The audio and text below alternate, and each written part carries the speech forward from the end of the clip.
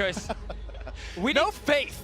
We need to see G2, or we need to see Trick on a more aggressive jungler. We can actually have an impact early because he needs to be able to match MLXG. You can't just sit back and farm versus this guy because he will just get his own lanes ahead. I hear he's a sick Nunu. He does play Nunu. Sick Nunu, I'm not too sure. We don't want to see Nunu either. We need something where Trick can gank or counter gank so that Perks in the early game can get some help. Talia is available in this game here. She's been banned in some of the other ones. Galio as well, if people want to play these champions that can... God damn it, G2! Whatever, play these champions who can move around from mid. All right, well, aside from Deficio's crushing disappointment for all of Europe and specifically G2 Esports at the moment, the Nunu still has not been locked in, although I feel like they were doing that just for you. The best thing is they can't even hear you or us. They know. It looks like it will instead be the Lulu first pick. Much more standard from what we expect. Strong, aggressive, pushing support paired with the power of the Ardent. Very standard bot lane for G2. And will it just be something like the Twitch Janna as the response, given that Janna versus Lulu was almost cemented? Or the Varus coming in from Uzi if he wants a stronger laning phase. And Varus with Janna to protect him in fights and build the Rage Blade is also very, very good, obviously. That would be the respect choice. This is Uzi, though, and the Vayne could certainly be around the corner. Yeah, or the Twitch. That was the likely one that I mentioned. Okay. So. And here's the thing. If you're watching this matchup as a fan, you don't want to see Varus versus Tristana. You want both late game scaling carries. You want both of these guys to have the potential you realize to go off. that you suggested that Uzi go on containment duty. No one contains Uzi. Hey, Uzi... you can carry as Varus. You can win your lane. But Twitch, oh, it's so much sweeter, and it's a very nice answer to what we have in the late game. All right, so we're getting something now from Trick that can actually match in the early game. MLXG, even on Sejuani, you would think, he's just going to farm to level 6. No. I've seen level 2 ganks, level 3 ganks, level 4 ganks, level 5 ganks. You need something that can at least apply pressure. That is what the Rek'Sai will bring from G2's side. Also works against the Twitch. And it would be Clearlove-esque if he went the Cinderhulk build. We've seen both Warrior and Cinderhulk Rek'Sai played pretty commonly at this tournament. We'll see the rest of the draft will really suggest. In the ban phase, it's been almost purely mid lane focused. Of course, Galio can flex to the top side. And now the opportunity, G2 are going to get the last pick, but they're not even worried about it. They're saving it for top lane. Perk's feeling confident in the mid lane rise. We saw it yesterday as well. It is such an important pick in this current meta because it's a good laning phase where there's not really any matchup that shuts you down, and then you have that ulti to move you and your team around the map. This is really the game where we're hovering some of the, should I say, this is really the game where we picks. wonder if people can hear Deficio. Both the Nunu and the Vayne hovered. Not going to be the case, however, but the Jace getting locked in so frequently banned away. And this is RNG saying, expect, can't take it in a carry matchup. That's part of the Jace. I'm thinking it's going to be top lane Jace. No, it's not. It's actually the mid lane Jace. Oh, interesting. A lot of physical damage then from RNG. G2 looking to stack as much armor as possible.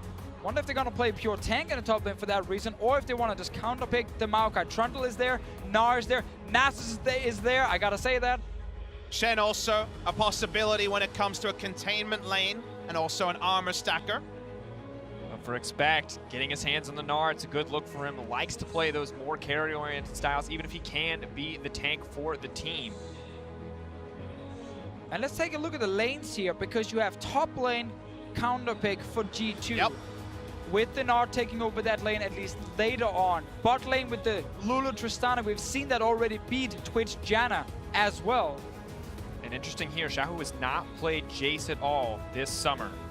Deciding to bring it out here against Perks, against G2 Esports. To me, Trick is the really interesting heartbeat to follow in this game, because 2 out of 3 lanes, priority goes the way of G2 Esports. And if we can see a vintage jungle performance here, an aggressive one from the side of the Rek'Sai, G2 have a lot of options in the early game. The late game, that's also, when you talk about the single damage type, one that G2 should be pretty comfortable in. Obviously, they will be facing double tank on the side of RNG, and then a Twitch who can sit behind them with a Janna to protect. So it is a tough late game to play against. It's only really Xiaohu who might struggle to have a lot of impact there.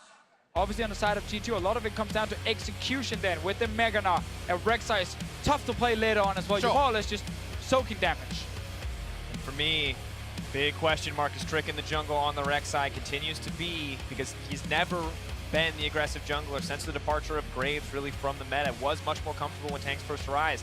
It was him who first really picked up the Sejuani, made it his own, started to bring G2 back up in the standings.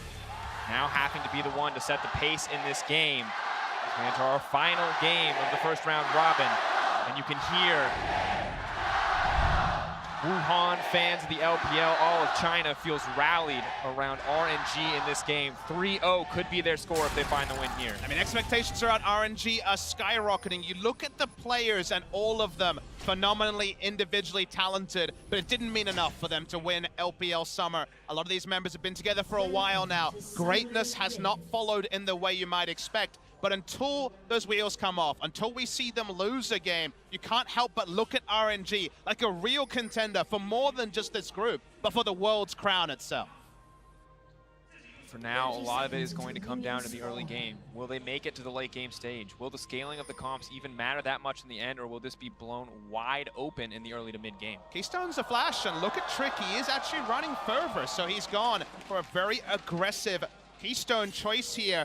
Cinderhawk's so it's not Cinderhawk, I should say. Courage has kind of fallen away as a choice for the Rek'Sai. This doesn't necessarily tell us Warrior or Cinderhawk, but it's notable nonetheless. Yeah, I think Fervor, it's been the standard at least for most of the junglers lately, and obviously Trick will be able with this Rek'Sai to actually play around Perkz in the mid lane.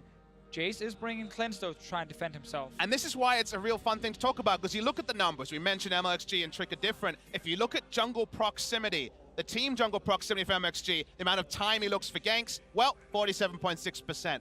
Very, very high. First at Worlds. You then look at his mid lane proximity, first at Worlds. Get Xiaohu ahead, let Xiaohu influence the other lanes. Consider that it's actually G2 that have drafted what we've seen so many times. Rek'Sai going in after the instant snare from Ryze. So it's trying to fight fire with fire, but it's not the usual mindset of G2. Yeah, again, that's the funny thing about G2, because they will have these weeks where they don't want to gank mid at all with Trick. But then when it really matters, especially in playoffs, after they struggle against Splice in the quarterfinals, they learned for the semifinal and the final that actually we should just play around mid lane. And suddenly Trick started being around Perkz much more. They started camping the lane. Obviously, it's something, again, that goes up and down. In this game, I am expecting him to pay attention to this Perkz lane and try and get the Ryze ahead, because when you're winning mid, you can roam first to the bottom lane, and when our sensors are completed, you can time those roams with the big power spike, and you can start taking down towers. And it's surreal that it's G2 with that combination, though. You said Misfits with the Ryze, Rek'Sai, you certainly believe it, but many mid lane options available. If you don't see mid lane ganks, that would be a surprise in itself.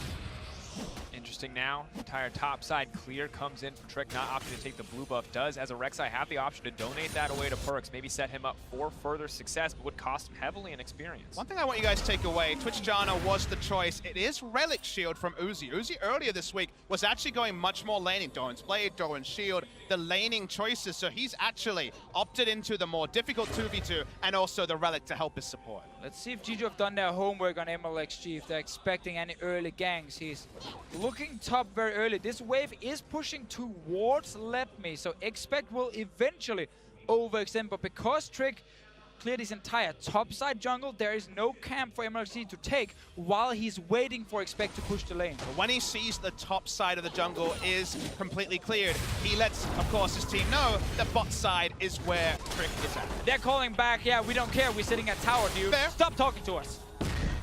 Unfortunate state of the match. Of course, Targan's not necessarily an item, or rather Relic Shield, to win you your lane. Lots of gold generation here for Uzi, but he knows his place in the early laning phase, just waiting to scale up.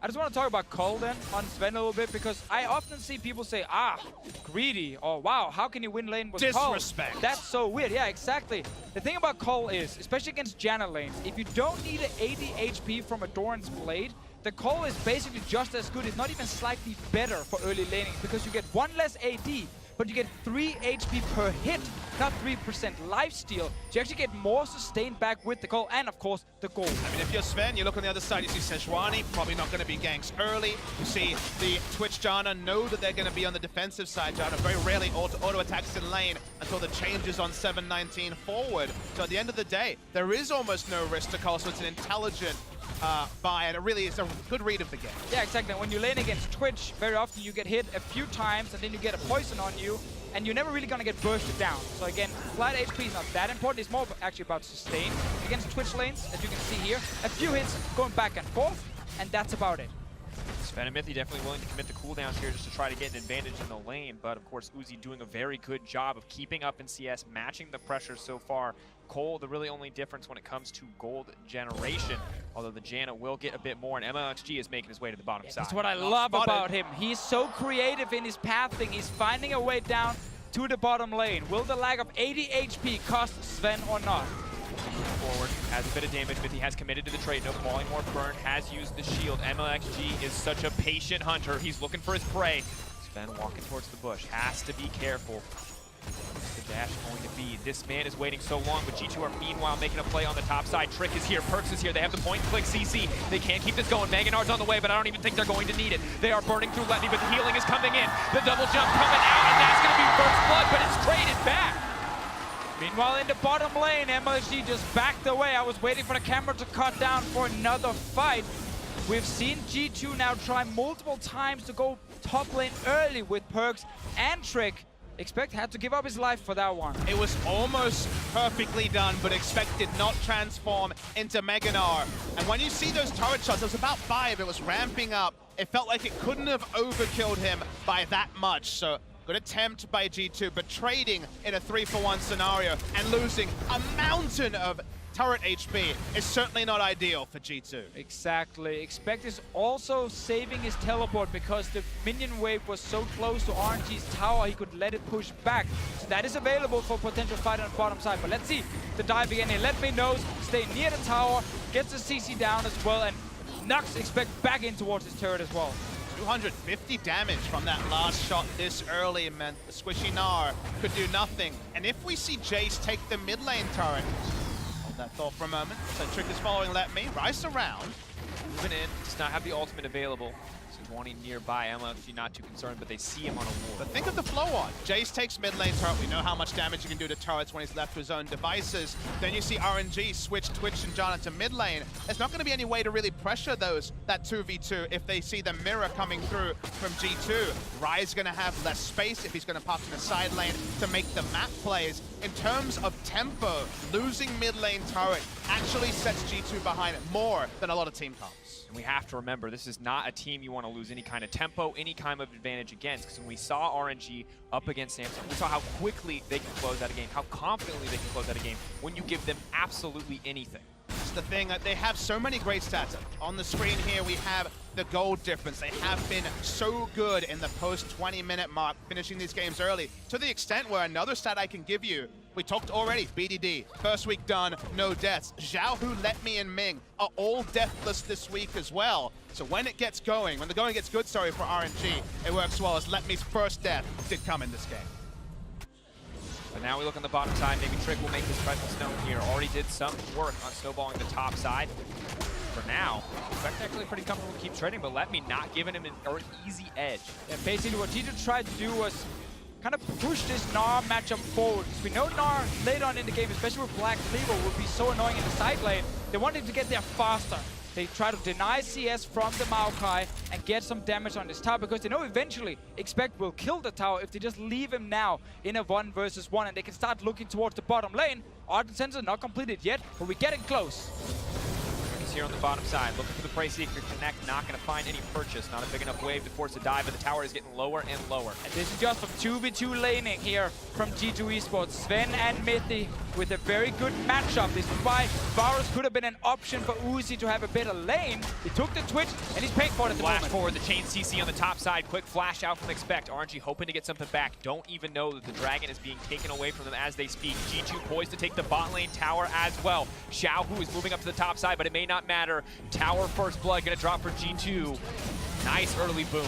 They're looking to trade up in objectives. It's a long time for RNG to match turrets. That's with the Drake already cemented for the side of G2. So G2 will have their first option. They can send their duo lane to the top lane, but probably going to be a dead turret as dive. Leaping forward, has the level 6. Expect is now in trouble. He's just going to go down. No reason to contest there, but Perks is running into the mix as well. Gets the flash out. Tower not going to go down easily. Meanwhile, the G2 bottom lane is moving into the mid lane. They're trying to double down on their advantages. Wow, they actually managed to defend it. That was a greedy play from Expect though, and very good punish from RNG. But it's big if they're able to actually force 2v2 and get a free turret. That death working out whether it's worth it is so difficult, but at the end of the day, being able to force 2v2 on G2's terms is big. Yeah, very big for now, but if RNG in the next few minutes can return to either mid or top lane, they can get a lot of gold back.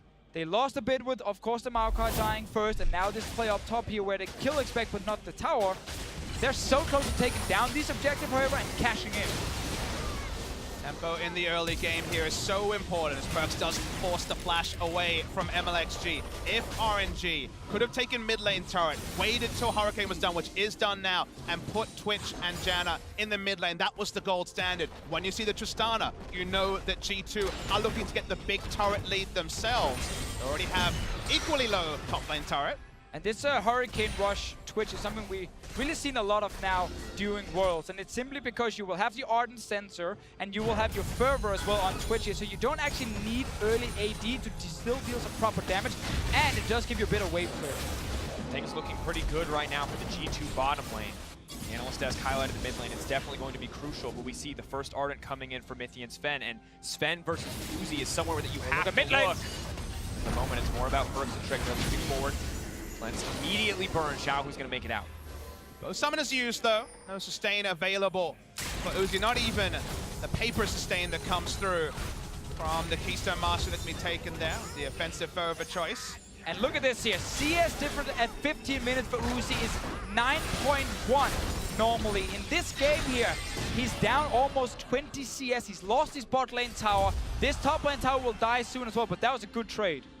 Important to note, that's not necessarily Uzi sucking in lane. It was a reality of the matchups that have been taken, but certainly a feel-good stat. Aside G2, they can take aggressive trades because of the on-hit lifesteal on the Ardent Sensor. And the RNG dream of mid lane, pushing fast with Hurricane, then roaming with the Titch invisibility, is still impossible. And RNG has been committing to the bottom side with 3 members and letting G2 take this tower and start the Rift Held. MLXG is moving in towards it. I want to see if they actually... No, they don't even want to stop it. They're just going to give it up and hope that Xiao can take mid tower.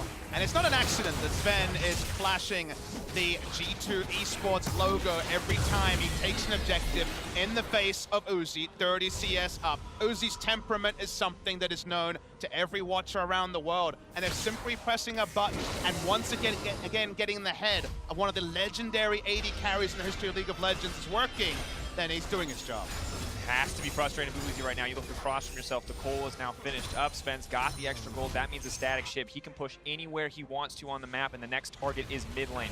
1 tower at a time. G2 grinding this advantage out. Twitch still at a single item, not the major threat he needs to be. Exactly, and the fact you have lost so much damage on your towers doesn't matter if they're still alive. And with G2 continuing to push and apply pressure, well, RNG are currently sitting with 0 turrets. That's Rift Tower coming in the mid lane. Will not instantly kill the tower, but get a bit more damage on it. There to tank it for Sven. MLXG waiting over the wall. Sven has to be careful. No cleanse effects to get him out to safety if he needs it. MLXG lane looking to start. He does manage to land it on his Sven. Sven is not out yet. He's leaping to safety. He gets cut down mid-air. Nice pick off by RNG. They will turn onto the Rift Tower. They will not lose their mid turret. Sven pushed up, felt like he had enough coverage with the Rek'Sai right behind him, but it did not work out. Let's see what RNG can get in return now. 10 seconds on Sven still. Mid lane tower low. Top lane, no one is there, but bot lane we have Let Me pushing at the moment. Getting a bit more damage on that turret. RNG so badly wants to get this gold here so they can get Uzi towards that Infinity Edge.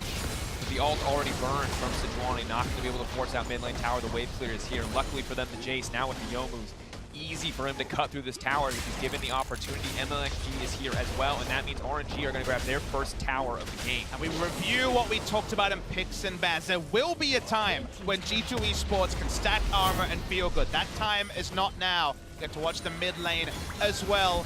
Sven walks up, not expecting MLXG from the Raptors. It's a great engage from MLXG. You can try and flash away from it, but you got to be ready in the second it happens. And if you're just delaying a little bit, you will get hit and you will die. See, he feels a bit That's perturbed. your face then. It's definitely a Sven face, but with G2, remember also that for RNG, okay, the armor will come in for G2, but when you have a Jace, honestly, it's much more about damage to structures, and that will never fall away on the side of RNG. So stopping the bleeding of immediate gold. If they find themselves on equal gold footing, even get 2 picks. Turrets explode to Jace Twitch. They hit 2 items on the Twitch. Team fights at this point, before Gnar gets real armor items, are still going to be explosive. So RNG really are focused on not trading down at any point in the next 10 minutes. Yeah, they did lose that mid lane tower during the replay from before here. G2 now pushing in the bottom lane. Drake is spawning in a few seconds. They should be able to just kill that one very quickly and start going towards the next one. First, a bit of damage on the bot lane tower. Trying to siege up. G2 definitely at the edge right now. Infernal plus a 3k gold lead at 15 minutes. Looking pretty good. Only 1 kill to their name on Perks, but just the structure gold giving them so much. Now a Cloud Drake should be theirs to take for free. What are RNG going to get back in exchange? For now, it looks like topside jungle vision. That is a correct play from RNG here. Just cross map. You can give up this Cloud Drake if it means you kill the top lane tower. You want gold right now, you don't want Drakes. Exactly. The gold, getting those items before armor can realistically be balanced with damage is RNG's goal right now. It will make very quick work of this top lane turret and also get that insurance with the advanced vision that no Baron players can come through from G2 when it spawns in about 4 minutes time. Hypercharger cuts through the tower. One of the big things we always talk about when we look at teams getting a lead. The hallmark of great teams is being able to come back and being able to snowball a lead. Well, we're waiting on RNG to come back to even things up. But for G2, who need to prove themselves in this game, if they want to make it out of the group, if they want to prove they're worthy of being EU LCS's #1 seed in the world, they need to show that they can turn this into more than just a few towers and find a much bigger advantage. It's tricky to do that when easy objectives like outer turrets are taken down. The 2 Drakes definitely are a credit to G2, but engineering multi-step plans to get deep vision against a comp with Twitch and a Sejuani that has already surprised them is more difficult than you'd expect. If he's in the mid lane wave clearing, sure, you have eyes on the Twitch, but getting the sort of vision that Samsung were frustrated out of in the last game, the 2 wards on one side to actually be able to push up and take inner turrets will frustrate G2 unless the Realm Warp can be the equalizer. Exactly, like pushing all the way down to a tier 2 tower this early often means you won't have vision on both sides because there are 2 jungles you gotta ward up basically at the same time, and you gotta then keep that vision control going while you're sieging on this objective, and it's almost impossible to do, so that's why teams settle for just pushing the waves towards and past the enemy tier 1 turrets and then get river vision and wait for Baron to spawn. So this is often where the game just kind of slows down for some minutes. Now, the flashy play du jour has been the Ryze Zhonya's ultimates so far this time. We've seen a lot of them. Zhonya's, obviously, the armor portion going to be great against RNG, but that does mean that Perks can kind of copy Crown yesterday, who bought a lot of time, split pushing alone, and then having an almost guaranteed escape, and maybe that, drawing of multiple members will allow them to Look at this here, RNG, they want to fight. Perks is debate who's either one who could be in trouble. Ultimate's going to come out. Perks has to cleanse and flash immediately to safety. Mega Gnar is here, but he's going to turn Mini almost immediately. Does not want to complete the teleport. Pressure on the bottom side, but RNG in control. You get such a good play from them. They just remove the Maokai from the bottom lane. They don't want to sit and just split push against the Gnar, and they force a fight mid to try and take down the tower and force the teleport from Expect here. This turret is so low, but RNG, they're playing it very safe and stepping away. Don't want to risk giving anything else up. Expect is already pushing in on the bottom side. They know the importance of gold, but farm equally crucial to the tower gold in a lot of circumstances. And I think we both, Fisher, have to step back and say it's a light touch from RNG. This is not over-aggression. This is not over-forcing in a line ball game where there's clearly only about 2,000 to 3,000 gold advantage. It's not the RNG we saw in the LPL. I love seeing them be smart and just forcing out objectives and not diving in for a fight, not over-pursuing. They're just using the tools they have right now to the maximum and forcing G2 into really bad situation. And taking tools away from G2, the cleanse and the flash gone from Perks is massive before we even have the Zhonya's completed. No get out of jail free card, no easy escape for Perks if he does get caught out here on a side lane. And it's once again G2 waiting for Baron to spawn and waiting for the next Drake to spawn at the same time. It should mean Uzi gets his Infinity Edge before that big objective is here, currently sitting on only about 400 gold. So there's still a bit of time for G2, but obviously rushing down a 20-minute Baron is not exactly easy. I mean, the game stalled out, and if you consider what we're seeing on our screens, Ven walks up, pushes a minion wave, Twitch gets all the waves, all the minions. So the outscale duo, and both Twitch and Tristana obviously strong in the late game, but Twitch Janna as a duo, I believe, very, very, very powerful when it comes to the current meta, is getting equal CS with the Tristana that was snowboarding, that was dictating the pace of the game just 8 minutes ago, and that's ideal for RNG. So it's important now that G2 are ready for Baron to spawn so they can start putting pressure there. Not necessarily rush it down, but put pressure, and that's basically by putting down these early control wards and then deep vision in the enemy jungle. So now, RNG constantly have to think to themselves, they could be on Baron. We gotta stay around, we gotta maybe go in and try and face check and see what's happening. And that does give openings for G2 to either get a bit of damage on RNG or maybe start a full-on fight. RNG do get to play their side lanes. Maokai has the teleport advantage. That's what you expect, leading with his face. Gonna pick up the blue buff as well. Important to take it away from the Jace, not the tier Jace of old. All lethality and armor penetration means he can run out of mana very quickly in a fight. Now a 2k gold difference between them. G2 maybe hoping for some Mountain Drakes instead of the Infernal in the Cloud, but still a good look. And it's so many small steps now, because once you get down your control wards in that river near the Baron, you can go into the enemy jungle, get a bit of damage, maybe steal a camp, and then you gotta reset. You gotta go back to base and rebuy your new control wards. So while the enemy team is coming in to kill your current ones, you return with new ones instantly and get back to control. I think reset's a great word, because resetting expectations is actually relevant just to item spikes in this game. I read this that if Infinity Edge, which should be completed soon, comes in, then I think teamfight-wise, RNG win true 5v5s until the armor comes in later. So reading where the game is at is very subtle in this particular matchup. So now we just saw RNG there kill the wards away from the Baron. G2 saying, we don't care, because we know you have to go back to base now and buy your new items and get your new wards. And then G2, if they want to, can just walk straight back in, get the new control wards down, and you have this little dance happening until a team is strong enough to actually kill the Baron itself. Mithy playing it very safe, just placing a ward over to check if anything is happening. There's no tank on the side of G2. If they want to start this Baron, who takes the damage? Rek'Sai, a decent option, but it's definitely not the Maokai. Lulu shields with the Rek'Sai, the stacking armor is enough to sit in front of Baron. And I love the dance, because League of Legends is a dance. It takes two to tango. I love how right now we're getting to the point where the dance style will suit RNG. When Infinity Edge now completed, I feel like right now they win fights. When the slow dance comes, when the late game comes, armor items will be there for G2. So it's so subtle, but where the pendulum swings right now, I feel like RNG, if they get a 5v5, they're gonna gleefully accept it and go straight 5v5.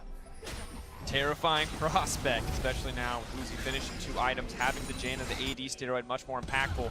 The little procs of picks on the side of Mithy. They got the early lane control, it got them their lead, but now there is a difference in what the supports can bring. So we move later into the game. Trick fighting hotly for the blue buff. MLG will take it away. Be careful though, Let Me is here. Expect coming in along the backside, but has Let Me overstayed his welcome. Expect coming in, multiple members gonna get CC'd up, but the route has been blocked. That means Sven has free right to approach onto the back line. Let Me still alive. Trick is actually the one who might just be in trouble. He has to flash out to safety, trying to hold on. Sven knocking back the team. Disengage comes out. So right there we see a few flashes being traded and heal as well used by Ming. Cloud Drake will once again go over to G2. They would have wished for something different, so that more scaling to go forward. But you can't always get what you want, and they'll have to settle for 2 Cloud Drakes and a bit more movement speed. And it was a team move by Uzi. I don't think you really felt like Quadra Kill was coming out. He was ulting to allow his tank to actually get away. You don't want to give away inner turrets that so far G2 have been frustrated at trying to pick up. They get the Drake. That means they have a backup win condition later, as the Elder Dragon's going to be basically full power, 4 to 5 stacks, probably the 4, given when the timer was taken. Things reset though, no significant advantage yet to G2 after all their great early work. Exactly, and then when there's no Drake alive, we go right back to the same Baron dance we saw before with trading control wards against each other. Trick losing that flash though is pretty big for RNG, because that is the main engage right now for G2, unless Expect can find that big opening. I'm just feeling giddy to Fisher. I saw some people watching this saying, where are the kills? I thought it was promised kills. RNG I was promised here. kills, to be fair. But we're getting closer and closer to Uzi and Sven 5v5 fights, Xiaohu and Perks 5v5 fights. The inevitability of the Ardent Sensor meta. In some games, it can be a drag, but in this game, I think it will be something beautiful. So it sucks that right now we don't have them, but no team is making mistakes. Both teams are playing very smart, waiting for the main event. It hasn't come yet, but the undercard, it's looking good. Now, of course, a small boon for G2, while they may have given up some of the advantage that they held early in the game. They still got the Dragons, and of course Frozen Mallet now coming in for Gnar as well means it's much easier for him to be a source of pressure for the G2 lineup. It's an important little thing that Uzi is doing very often in this game. He's not instantly showing himself in lanes, and when you play against a Twitch, especially as a Gnar who wants to split push, you constantly need information on where he is on the map, because otherwise he might sneak into your lane with the Maokai and just kill you in no time. In a different game, Jace takes the mid lane turret, Twitch with Hurricane goes mid, pushes the wave, pulls back. Where's Twitch? Where's Twitch? Could be anywhere on the map. That's the big thing that Twitch, when he can go mid lane, allows you to do. You can see right now, actually, Twitch walking through control wards, making his way to the mid lane. Uzi continuing those headaches for G2, but he'll show himself soon. Now moving in, MLFG thinks he's found the engage. Trick has to back off. Sen gonna make it out to safety, but there is no flash veil for Trick. RNG are looking to punish, but one more tunnel is gonna take him out to safety and stop the fight in its tracks. We have right now Perk sitting in the top lane, so RNG feel confident forcing the engage. No flash from Trick still. Perks will get the push going, so someone needs to deal with that from RNG's side, giving G2 control of mid. No, oh, actually, they want to fight again. Twitch. Looking to get it started. Maokai moving in. That could be the pick that they need. Goodbye to Sven. RNG take control in the mid lane. And again, the creativity right here from RNG is surprising G2. They're thinking everything is going by the book.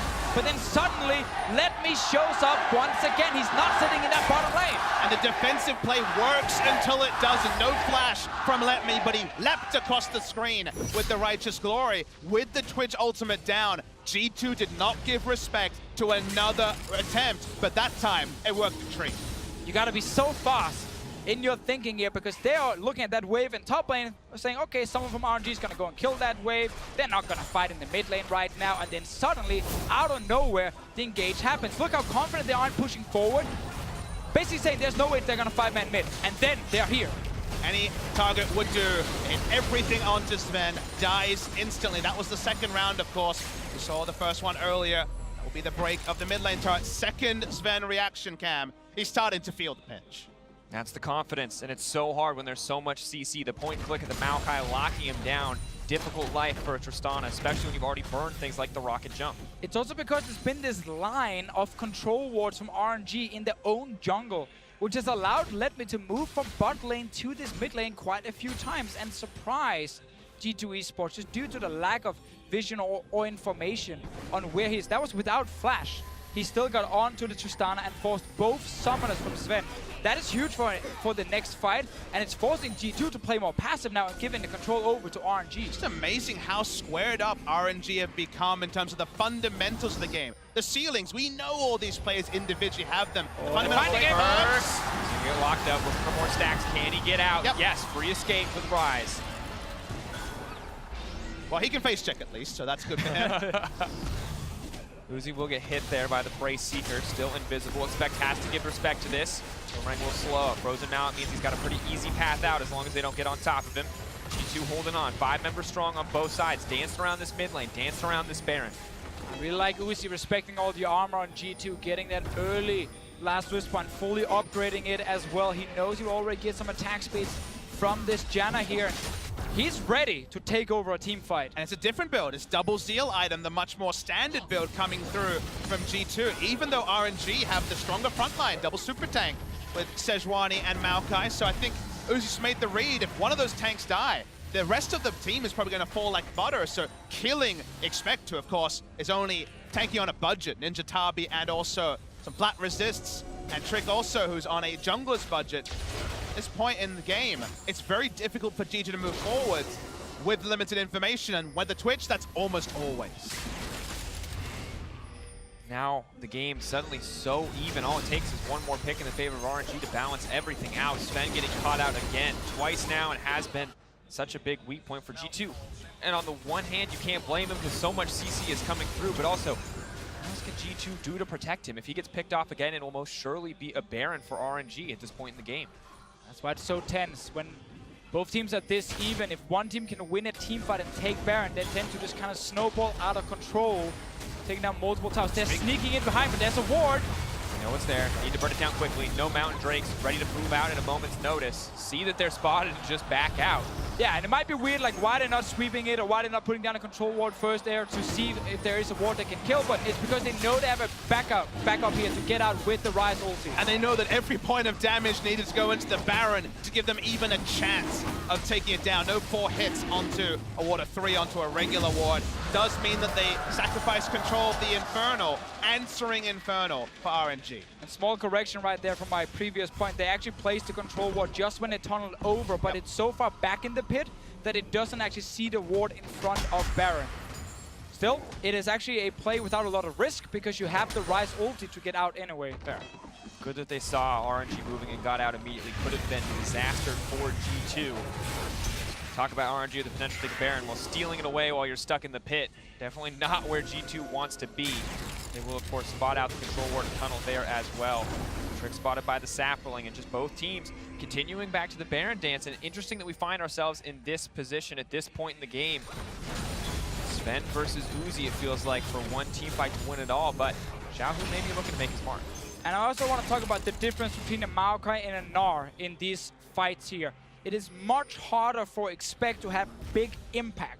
He needs to time his jumps, his Mega Gnar, his ulti almost perfectly to have the same impact you're going to see from a Maokai who can point on click on a target and then apply a ton of follow-up CC very easily right after that. And when you equate, honestly, Gnar and Maokai as champions, Gnar is definitely tilted towards the laning portion, the ability to auto with the Hyper and the Frozen Mallet in a team fight in the ideal sense. He'll do maybe a little bit more at the 5-man Gnar from Haunter than Let Me, but the reliability and the fact that he can get in there with the new ultimate and do work means that Let Me, really, if he's forced in fights, the true 5v5, if RNG initiates them, how can you expect to have everything in order to make the same sort of play? Yeah, because G2 are now feeling weaker here as a 5-man unit for the reasons we highlighted, they're giving up the control. They've had to, like, their comp got ahead in the early game. They could have tried to push even deeper down towards the tier 2 towers, but we talked about how difficult it is in the current meta to do it. So they were kind of waiting for Baron, and it bought time for RNG, and now RNG have taken control. It feels like Ryze is the only champion that can kind of push past the mid lane, because we know that the river has been littered with control wards, and that control ward line is a you shall not pass sign for what we've seen from G2 in the past 10 minutes. Interesting position they find themselves in. Xiaohu splitting up, pushing that wave. Meanwhile, Expect pushing on the bottom side, but not confident enough to push any further than that. Starting up a slower push, ready to move back to the team. Not looking to play to the side lane, just ready at any moment to fight that 5v5 alongside his teammates. And it's all just these small wards being placed in the Baron pit. That will only last you so long if you're RT2 Esports, because eventually you will have to walk into this river without any vision and risk RNG opening up with a Twitch out of nowhere, just destroying your backline. Approaching a second Zeal item as well. Uzi just gets scarier and scarier. Sven may have had control in the early game using the demolitionist properties of the Tristana. But now Uzi in the late game, the unknown factor of the Twitch, where is he going to pop up? The ability to hit multiple units feels like it just gives him such a clear edge in these fights. Both to engage and also to get safe Baron vision. RNG have to find a way to park deep wards in the red side jungle of G2, something they have not been able to do. Last ward was on the Raptors, just cleared on screen, so that does continue to extend the game. Finding a way to pull that off is going to be difficult. They could take the inner mid lane turret. Baron becomes so much more straightforward for RNG. Or if G2 can find a way to get vision control in the Baron pit itself, make sure there are no wards from RNG, they can still use this teammate to blast cone over the wall into the Baron pit and use the Ryze ulti to get out again in case RNG show up. There are ways to unsurprise them. They're actually going for a fight instead. Burst moving in, looking to pick off MLFG. Is quite tanky, but the whole team is here, ready to find a pick onto the jungler. This could be the Baron, but he's going to make it out. Now they're trying to turn it. Uzi on the backside. The assassin Twitch. Expect has something to say, but he's already out of the fight. He's been knocked back. That is a massive win coming in for RNG. Perks firing back for the side of the G2, but with Sven already dead, there's not a lot of options left. Uzi's cleaning up house. He's looking for a triple, but Xiaohu's the one to bring it home. One of the first times we've seen Uzi skulking around for a team fight. He finds it on his turn. Mithy dies with everything up because he dies in an instant.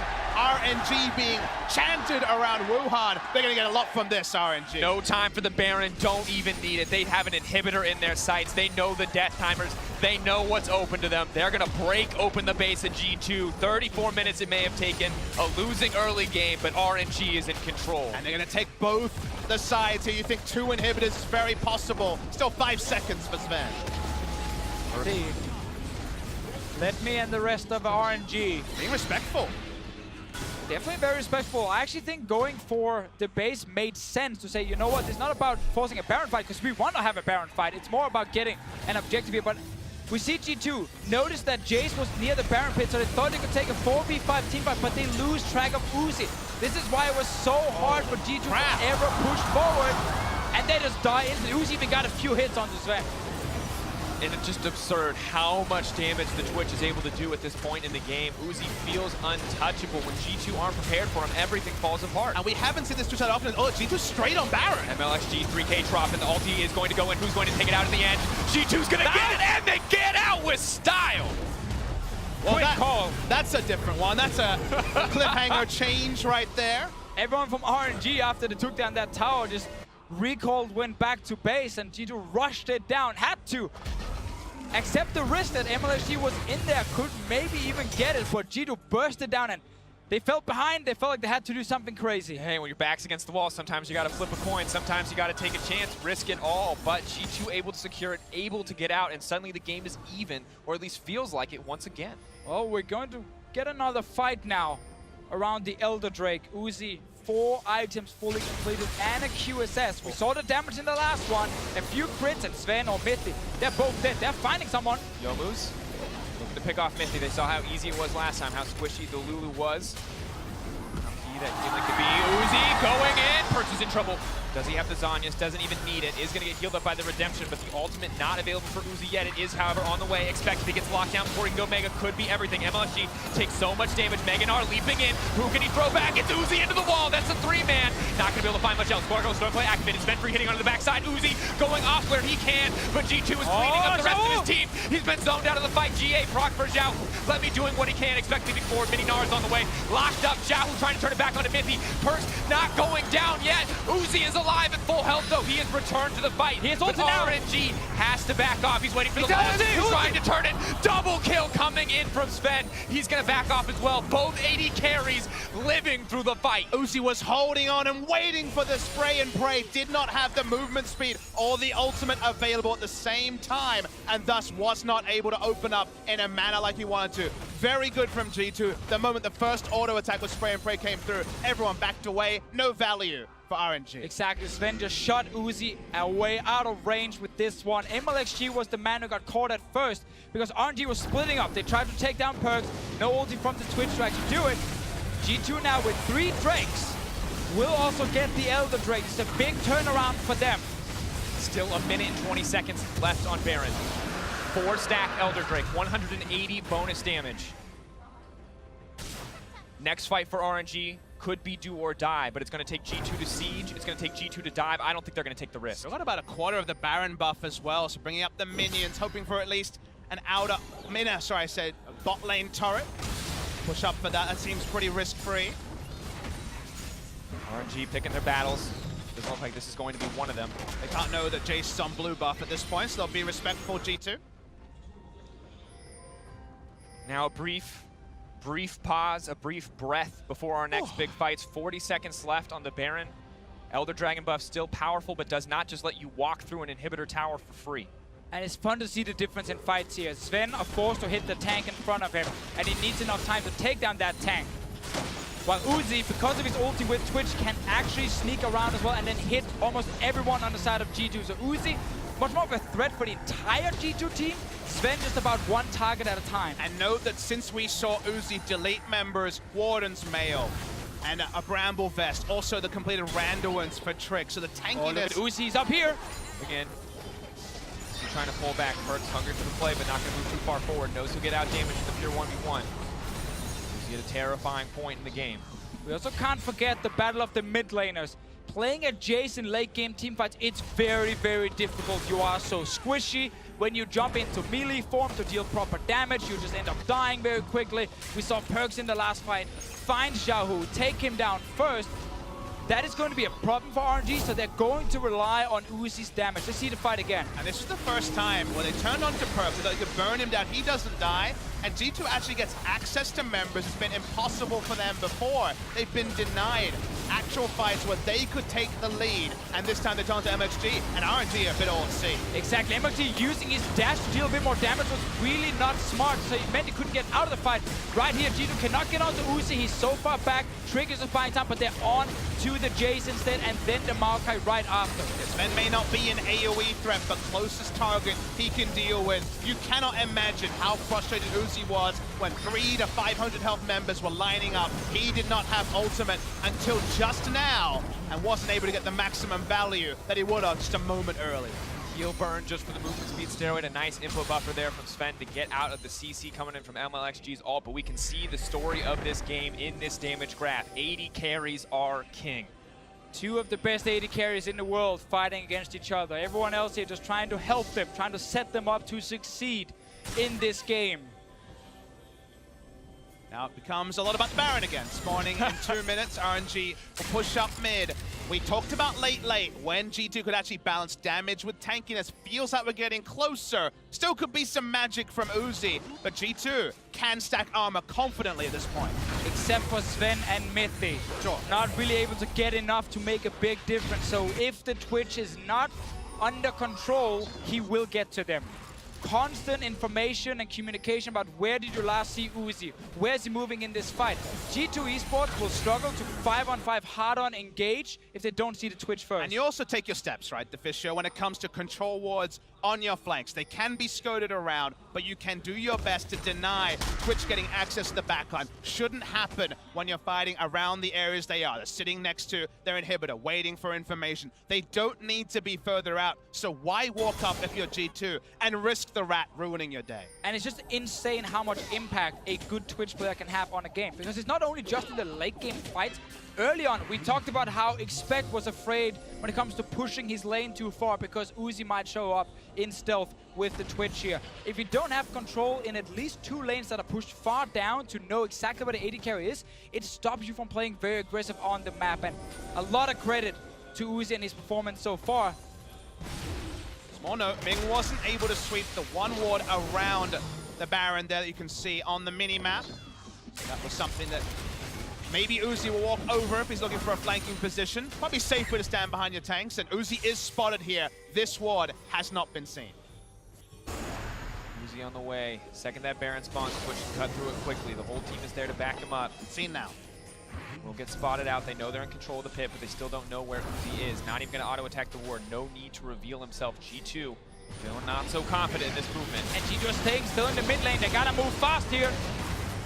Well, they group up in that funnel. Twitch can just let it rip and cut through the team, but RNG aren't going to set that up. Not worried about it. Just want to play the slow game, looking for a juicy opportunity. Very large wave in the bottom lane that led me will have to go down and kill as well. Not a problem for him as the Maokai. Important that RNG killed the blast cone behind the Baron, stopping G2 from using that to get into this pit again. And that's the cool thing, is that an objective for them, honestly, was killing the blast cone. Not usually, but now you can only go one way with the Rise ultimate. The Realm Warp will take you in or out. You will not have the blast cone and then the ability to Realm Warp out. And that is pretty significant. This is another thing that RNG doesn't have to respect. And I like the fact that Sven is going Essence Reaver in this game here. You need cooldown reduction for your Q. You want to have that bonus attack speed as often as possible in the fights. Another one as well is his ulti. Talk about it after. Baron is started. Let me coming from behind. The MLXG is here. He's done on the front line. Gallo dishing out as much damage as he possibly can. Leaps into the pit. Redemption is there to back him up. Baron is dropping, but no one is taking it yet. They're backing off. Uzi's going in. Expect needs to go mega, but it's too little too late. Uzi is cutting through G2. Expect finally going to knock Uzi to the wall, but it does not matter. Perks get out for free, but it's G2 who pay the price. It's not a penta, but it feels like one. The crowd knows how big that was. The inhibitor already exposed. Deficio with his hands up. Uzi did it again. Exactly. RNG saw G2 start the Baron and said, thank you very much, G2. You're lining yourself up for Uzi to just kill you. So easy for him to get that quadra kill and take down the entire G2 Esports lineup. Perks grasping at straws. RNG bringing it home. Might not even need the minion wave to close this one out, but they've got one just in case. It was a rough early game. G2 outmaneuvering them around the map, but they did not lose hope or focus. RNG reminding people why they are the representatives from China, showing us exactly what they can do and cleaning up their week with a 3-0 performance. This is a Royal Never Give Up unlike no other. Smart macro, game winners in multiple positions, and in a meta where you shield an 80 carry. One of the greatest to ever hit the rip. Wuhan explodes, Royal Never Give Up, 3-0 up, and looking outstanding. They just wanted to get to late game. They just wanted Uzi to get 3 items. They didn't care about the armor stacking on some of the G2 members. They knew Uzi would find the correct positioning to hit everyone. People talk about bold predictions, people tweet them out. I don't think anyone would have said that RNG would be played better team League of Legends. I'm not talking about sick outplays, smart macro League of Legends than first Samsung Galaxy and now G2. We thought we understood what RNG were, and they're taken out of that box and suddenly in a league of their own. Patience so many times, not doubling down, being happy, just getting a flash and a cleanse in an exchange instead of committing for a full blast 5v5. cone. Getting a blast cone. What's important?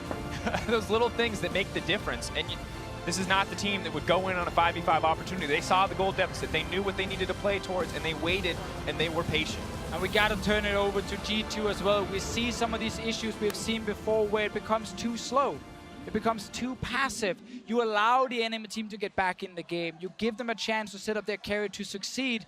And then a super greedy Baron call in the end.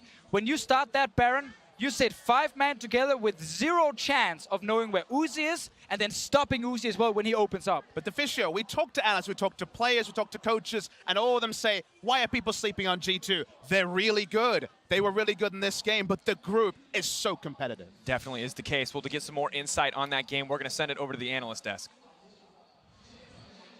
Thank you very much, Dracos. And in the final game of the week 1 of group stages, RNG come out on top, move to 3-0, total control of the group. But they did it by investing into Uzi, the world-class AD carry, the guy who's been to Worlds so many times, has so much experience on this stage, and he pulls it off in the final team fight on Twitch. With that, we're going to pull up that final team fight right one more time, relive it. This replay brought to you by Acer Predator. And now it's just a question. The casters said it themselves. Look at that. That is a penta that Uzi can smell. G2 are all grouped up. They went for the Desperation Baron, and it's 1, it's 2, it's 3. Can he go all the way? And Perks denies.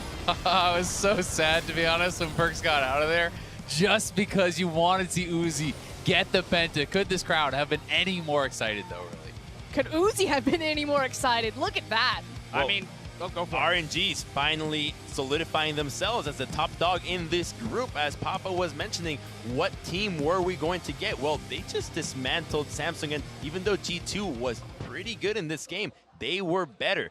They, as a team, played around Uzi so well that it seemed like only Sven and his ultimate was the answer to him. And honestly, I had a lot of concerns and a lot of questions. You know, Uzi went into the LPL finals. He was 2 games up. He has never won a domestic championship, and he gets reverse swept. Uzi has a reputation. He's known as kind of being that drama queen sometimes, that he can have these outbursts on stage. We've seen the emotional reactions. Those are the emotional reactions you want to see from Uzi. When he's screaming, when he's laughing, when he's smiling. I'm just so happy to see the evolution of this player as he's matured and come into kind of that captain's helm almost for his team. I mean, it's fantastic, but to be fair, it didn't come all that easily for RNG here. We are going to take a look at another replay. This one does go in favor of RNG, but we're going to follow that up with a G2 stab at a Baron.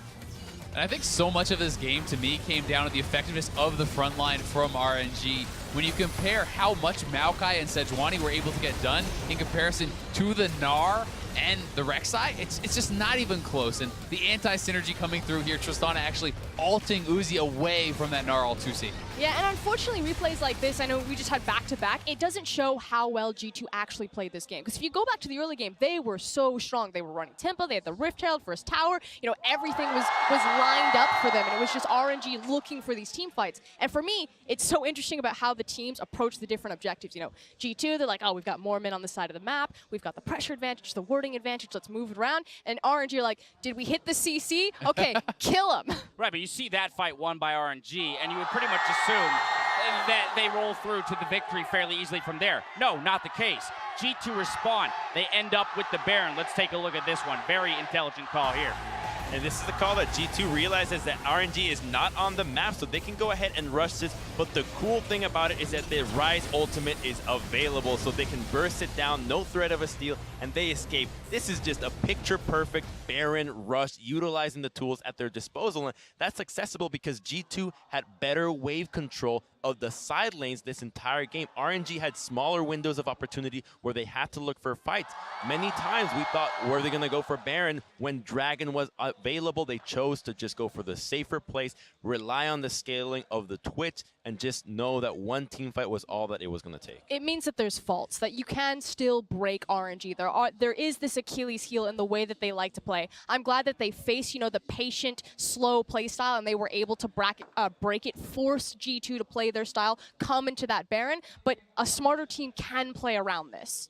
And while I do think we had a lot of high highs and some incredible team fighting, I think, talking about positive for G2, I think their bot lane was fantastic. Somewhere I do have to levy some criticism is how much did Gnar really get done, right? Gnar was pretty much going even with a Maokai in lane. The Maokai's teamfight effectiveness is so much higher than that of the Gnar, in my opinion. It's easier to execute. It's more consistent. And Gnar is going for a split push build. It's not as though he's rushing at Randuin's and going into a Thornmail and trying to build to act even as a front line. He went Frozen Mallet, Black Cleaver. What did Expect get done in the side lane that game? Well, not only is Expect not really the main carry for G2, but when you're playing a split pusher and you're up against an invisible Twitch, it becomes really tough for you to say, oh, I'll take the side lanes and just hit the turret while everybody's missing on the map. That's a fed Twitch that is going to find you and murder you if you get caught out. So the entire pick in itself is just failing to recognize that Twitch is effectively one of the counters to a split pusher. We heard it from the casters. You get into that late game, and it was noticeable that G2 was too afraid. They were afraid, rightfully afraid, to push beyond certain points because of the threat of that Twitch at any point. And to your point around the Gnar, I mean, many other tanks available at that point, with looking into double AD champions, Jason, Twitch, perhaps a Shen. I know we're all a little bit wishy-washy on the Shen pick, but there were other true tanks available that may have lent themselves a bit more to the team fights that this game ended up being decided by. Yeah, and there is a way to execute around the Gnar. Yes, you put them in the side lane, you force pressure, they have to get them to respond, but that also means that you need to find the pick then. If they're responding to the pressure that Gnar has created on a side lane, it means that Perkz needs to step up and be the hard CC, that he can find that Twitch and pop him. But Uzi just did a great job kind of slipping around, the fog of war, hiding, using his stealth appropriately. Now, let me ask you this. The way this group is shaking out, we got 3-0, 2-1, 1-2, and 0-3. What's your assessment of the group, though? Because I feel like, even at the 1 and 2, G2 has shown us some pretty spectacular glimpses, again, in this game, kind of getting out to a lead and showing RNG what's up. But they did get dismantled by Samsung Galaxy. There's been a whole lot of trading back and forth. It's hard to judge the power level of this group. But I don't want to just say that because Samsung beat G2 that they're automatically better. Like, right. Yes, they were the favorites coming into this, and yes, most analysts would back Samsung over G2, but G2 have shown more consistency over the course of their 3 games than Samsung have. So I'm waiting towards G2 in terms of where this breaks down in the group. Your way towards them. For me, I think RNG is just on the afterburners at this point. They are just getting so far ahead with the 3-0. That's a pretty good buffer zone for them to get out of the groups, and they can start thinking about, okay, Fenerbahce is most likely going to be a victory for them. That's a 4-0 team that will likely have a first seed getting out of group stage just because of the way that they have played and the 2 teams below them that are struggling so much to find a win with their identity that they have brought to the table. And I mean, current form aside, G2 is in a tough position because they are 1 win down. Whether or not Samsung played well this week, they are sitting at 2-1 in the groups, and they have an advantage going into the second week. They also have a few days to fix their problems. Absolutely. It's how the chips fell, right? At the end of the day, they've got the record that is superior to G2, and so G2's got some work to do in week 2 if they plan to get out of it. What exactly would you pinpoint in G2's play, though, to improve upon? Because as you mentioned, you said they, to you, look more consistent in a sense than Samsung Galaxy, so it's kind of hard to say, well, you got to improve on this laundry list of things to actually, make it out of the group itself. To me, it looks like decisiveness, but I come from the LPL, so the lens that I have is that when you have the lead, it's understanding that you have it and then forcing that lead. G2 do a good job forcing their leads around. Again, we have more members on this side of the map, so we can pressure this, or we can take this tower, we can chip it here, but they don't necessarily have the same consistency in their team fighting decisiveness.